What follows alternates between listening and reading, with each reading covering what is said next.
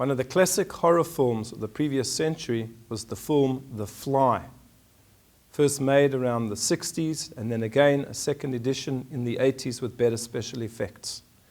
And the story tells of a scientist who's involved in a scientific experiment that goes hopelessly and terribly wrong. And somehow his genes are mixed together with the genes of a fly. And he becomes this terrifying creature. A fly normally is not seen as something terrifying, but perhaps as something irritating.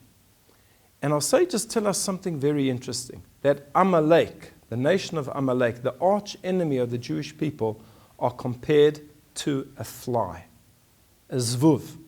Now, in what way is the nation of Amalek compared to a fly? And what can we learn from this? Well, let's go back to the very first time that Amalek encounters the Jewish people. They've just crossed the Red Sea. They're in the wilderness, making their way to Mount Sinai.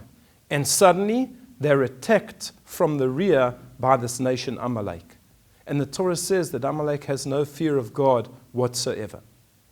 Immediately, Moshe goes into action. And he says to his student Yehoshua, choose for us men, and we're going to go fight Amalek. I am going to go to the top of the mountain, and there I'm going to pray for the Jewish people. And Moshe goes to the top of the mountain, and he holds his hands up, and as long as his hands are up, the Jewish people are successful in battle.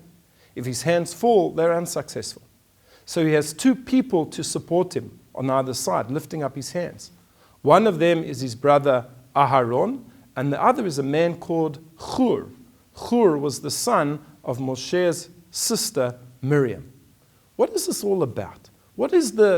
Why did this battle happen? Why did Amalek attack the Jewish people? What is the purpose of this triumvirate of Moshe and Aaron and Chur? What does it all mean?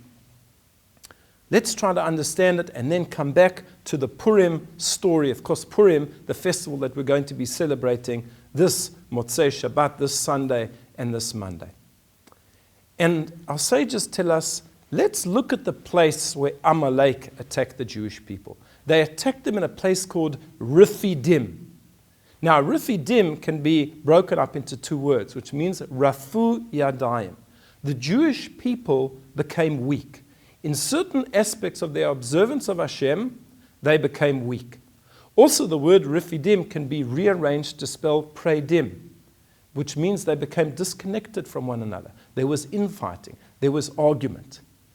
And it was exactly at that point that Amalek attacked them. Amalek is like a fly. If flesh is healthy and is not bruised and is not rotting, a fly will stay away from it. But as soon as there's any type of a rot, as soon as there's a cut or abrasion on the skin, that's when the fly attacks. Amalek would have left the Jewish people alone. The problem is that the Jewish people were starting to go off, as it were. They were starting to rot. The flesh was starting to atrophy. And that's where Amalek took advantage, because the Jewish people were spiritually weakened. And in particular, in three areas. First of all, Rafu Yadayim min Torah. They hadn't committed enough to studying Torah. They had a few mitzvot already. They hadn't yet received the Torah, but there was not enough focus on Torah study. Secondly, they were predim. They were split apart from one another. There wasn't that proper chesed, kindness and love between one another. And also they were weak in their service of God, in their prayer, in their worship. And Moshe realized that it's these three aspects that had to be corrected.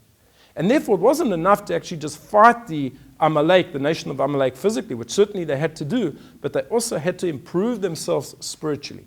And therefore Moshe goes up to the mountain, accompanied by his brother Aaron and his nephew Chur. Well, why these three men in particular? And the Kli Yakar, one of our famous commentators on the Torah, tells us something very beautiful. Moshe represents Torah study. Moshe is the one who received the Torah from Hashem on Mount Sinai. And therefore he represented the fact that the Jewish people ought to strengthen themselves in the study of Torah. His brother Aaron became the Kohen Gadol, the high priest. He represented Avodah, service of God, and that had to be strengthened. And the last was Chur. Well, what's special about Chur? Who's Chur? He's the son of Miriam.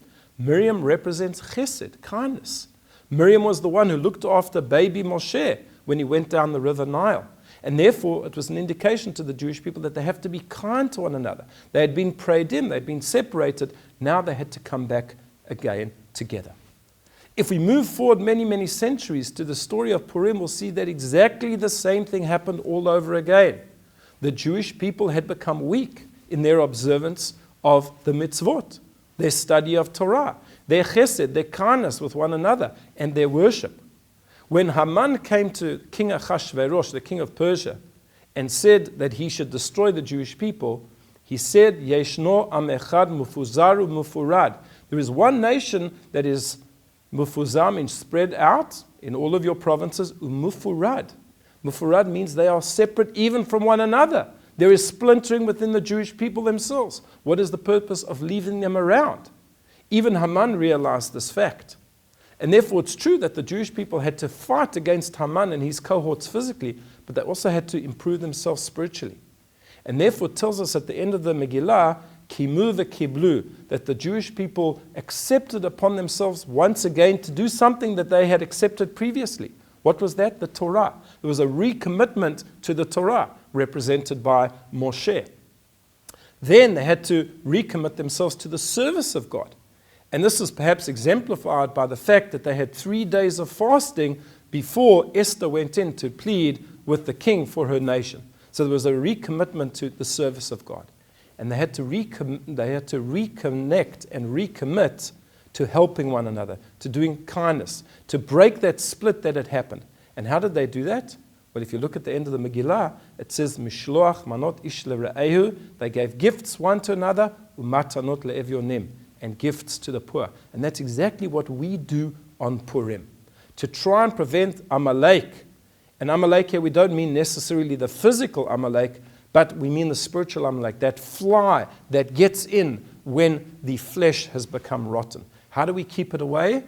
By drawing together as a nation, by coming together, by committing ourselves to the Torah, by committing ourselves to service of God, and by committing ourselves to chesed, kindness amongst one another. And that's what we do when we're giving gifts and we're giving charity to the poor on Purim. We're bringing the nation together once again.